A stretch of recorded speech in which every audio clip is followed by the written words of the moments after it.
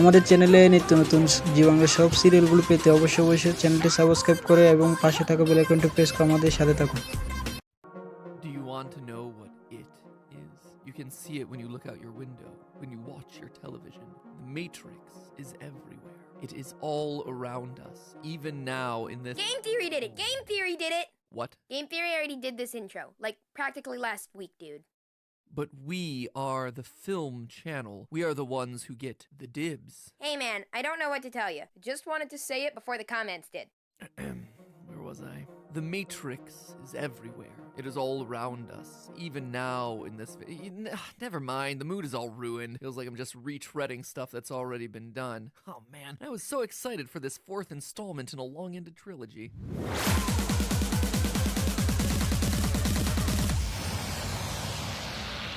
Hello, Internet! Welcome to Film Theory, the show that's always ready to see how far the rabbit hole goes. So, have you guys seen the new trailer for The Matrix 4? Between the return of the franchise, a new Space Jam movie, and a new Halo game coming out, 2021 has me asking, What year is it? Anyway, watching this new teaser trailer, it seems pretty obvious to say that The Matrix Resurrections has a lot going on. Not that this is a franchise that's ever been simple. It's always been built on big ideas and deep philosophy wrapped in awesome fight scenes and incredible visual effects, and this new iteration seems to be no different, but it also seems to be leaning very heavily on imagery and concepts ripped from the previous films. And I mean, they're not even trying to hide that fact. After all these years, to be going back to where it all started, back to the Matrix. So what's going on? Is this just another soulless cash grab of a franchise reboot? Well, it's certainly cash grab, but I don't think it's a soulless one. Believe me, if Warner Brothers wanted to make one of those, they have had plenty of opportunities over the years, but never have. One of the Wachowskis has even returned to be a writer and director of the movie, which says a lot about the importance of this film in the overall legacy. In fact, I think that The Matrix Resurrections is,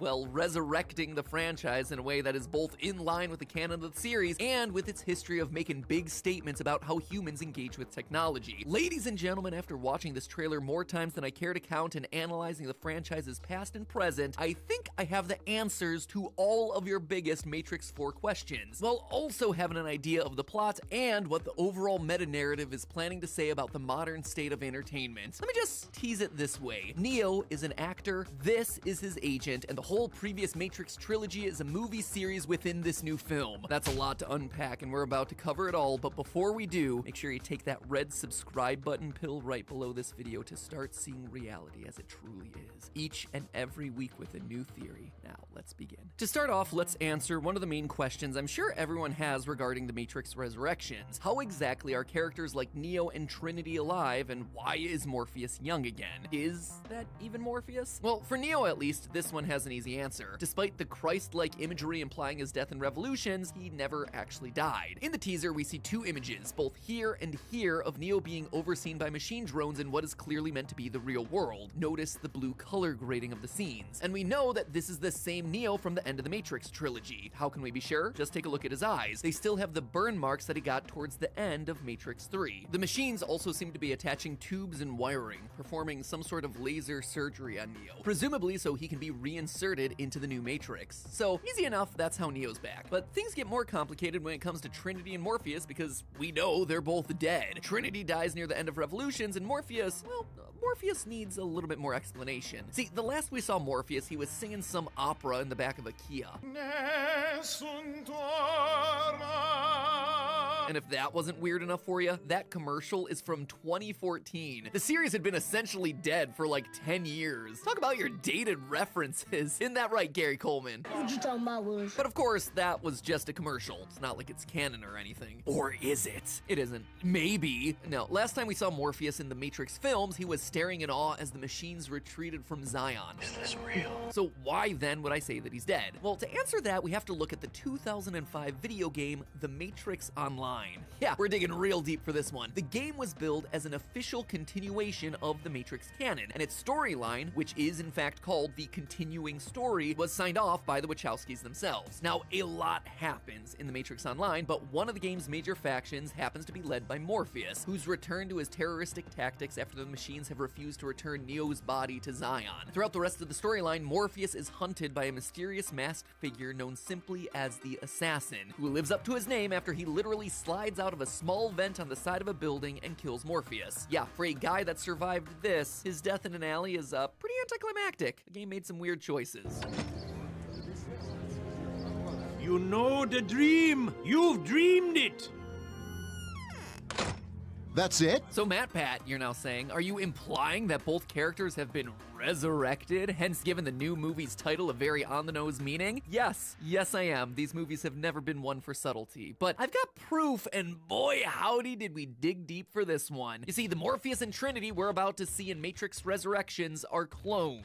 Yep, you heard that right, and believe it or not, this has precedent within Matrix canon. The machines do indeed have the ability to genetically engineer and clone humans with specific traits for specific purposes. We know this based on a series of obscure stories called the Matrix comics. See, way back when the very first Matrix movie was coming out in the late 90s, Warner Brothers hired a bunch of writers and artists to create comic books and short stories to tie in with the film. These were released on the old 90s Matrix website, and while they were primarily used to advertise the movie, they also filled out the new universe with a ton of stories and lore that fans could dig into and dissect. These stories, later known collectively as the Matrix comics, were all overseen and signed off on by the Wachowskis. The one I want to look at here today is a short story called Goliath. In this story, our unnamed protagonist is revealed to be a genetically engineered human with enhanced speed, strength, and reaction time. A human that has been created by the machines. They've also designed him to be interested in flying planes. And within the Matrix, the machines have fed him lessons on flying UFO-style spacecraft. So why would a bunch of machines try to do all this? Well, they needed him out in the real world to fly that same UFO into space and destroy an alien spacecraft that's been throwing asteroids at Earth. One of those asteroids already destroyed Australia, apparently. And just as a quick reminder, yes, the spacecraft that launches asteroids at Earth is a thing that actually happened and is also canon with the Matrix. Anyway, for as ridiculous as that story might sound, the reason I bring it up is that it confirms that the machines can engineer humans and can implant personal interests and desires into those humans. As such, it's not that far of a stretch to assume that the machines would be able to clone specific people found within the Matrix. So if you haven't connected the dots here, I'm saying that the machines have genetically cloned both Trinity and Morpheus, and the teasers give us imagery to back that up. In several of the shots that flash across the screen, we see what appears to be both Trinity in a stasis pod and the machines designing Morpheus's new body. Both of these shots are also clearly meant to take place in the real world, given the saturated blue color grading. This does, however, present us with a small problem. See, in the teasers, we clearly see what appears to be Morpheus's awakening to the fact that he is actually in the Matrix, in a scene that's very evocative of when Neo touched the mirror in the first Matrix film. We also see a couple of flashbacks to the opening of the first Matrix where Trinity escapes from the agents. Look at the color grading of all these teaser shots. They're desaturated and they're green, just like the scenes that took place within the Matrix system from the original trilogy. And color grading is really important with this franchise. Notice how the world is oversaturated in these new trailers? Well, at the end of Matrix Revolutions, we see that the newly rebooted Matrix at the end of that movie has lost its iconic green color and instead resembles the same look that we're seeing pop up in Resurrections. So that's a cool detail, but if these shots are from when clone Morpheus discovers he's in the Matrix and when clone Trinity escapes from the agents and they have the color grading of green, how could they be taking place after the end of Matrix 3, after the reboot of the Matrix? Well, in Goliath, we see that the machines can implant interests and desires, but they can also alter the memories of anyone still hooked up to the Matrix. So who's to say that they couldn't create some believable scenario that makes clone Morpheus believe he experienced an approximation of what the real Morpheus did years and years ago when the Matrix was color graded green? Same with clone Trinity. In fact, comparing the shots from the teaser to the original scene from the first film, you see that there are actually some details that are off. Trinity is wearing a different outfit in the Resurrections trailer. Is that just a movie mistake, a new creative decision, or is that an indication that these are approximate memories of the event given to her by the machines rather than the real exact memories that the original Trinity actually experienced? Okay, so we've established how these characters are alive, but why? Why would the machines even want to resurrect Morpheus and Trinity or reawaken Neo's powers in the first place? What is their endgame here? Well, to answer that, let's take a look at what we can discern about Neo's life here in the current iteration of the Matrix. And I promise this is going to be relevant. First off, it seems like Neo's pretty darn wealthy in this current version of his life. He's seeing what appears to be a nice therapist in a fancy office. He's taking a bath in what looks to be an upscale home in San Francisco, which is the second most expensive city to live in the